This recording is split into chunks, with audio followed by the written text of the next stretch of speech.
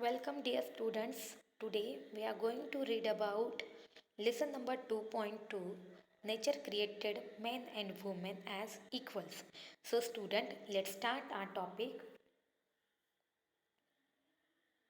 The house and its surroundings are a sight of peace in the early morning of April.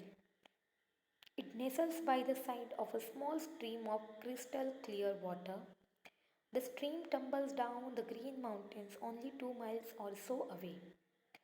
There is a stretch of hundreds of acres of fertile land rolling with yellow mustard flowers.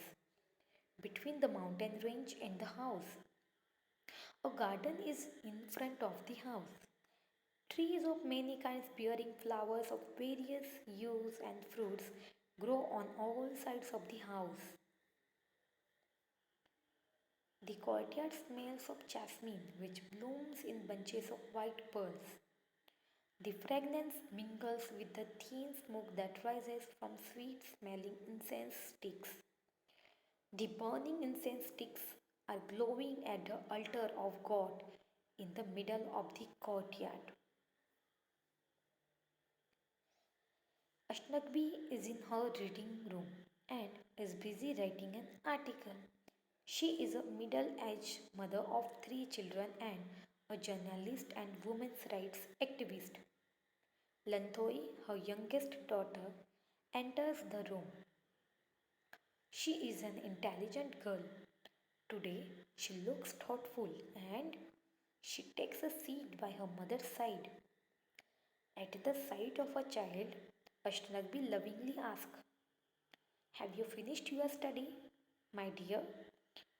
"Yes, mother, I finished it last night. Today, being Sunday, I want to do something interesting." Lanthoi says and waits for her mother's response. "Tell me what you want to do." Ashtagmi asks her, quite amused. "Mother, tomorrow I am going to represent the Siroi Lily House as a speaker in a symposium at our school. The topic is God created men and women as equals. Will you spare some time to have a discussion with me?" Lanthoi presses on her mother. Lanthoi had just had a discussion with her father on the topic. Tomba, her father, is a husband supportive of the activities of his wife and a loving father. He is a lawyer and a social worker who advocates the cause of women. He is always proud of his wife, the two daughters, and the son. In times of need, he extends his helping hand to his wife and children and to the society at large.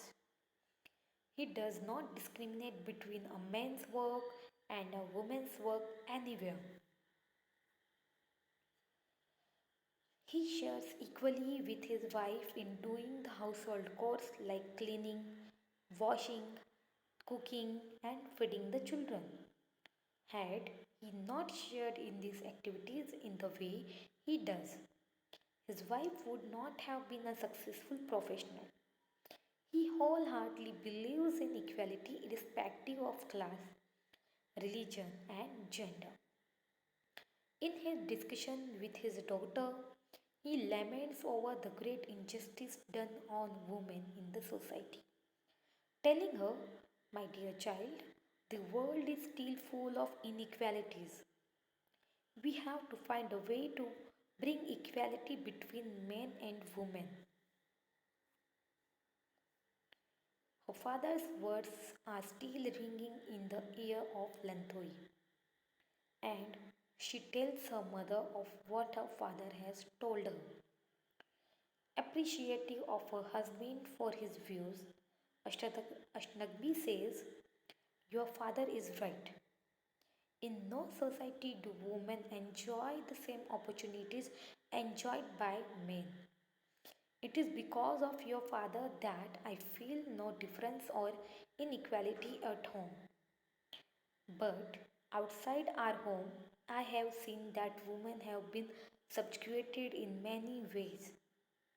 It is against the will of God. So student, today we have read remaining story, and in our next one part we will read half remaining story. I hope you get it.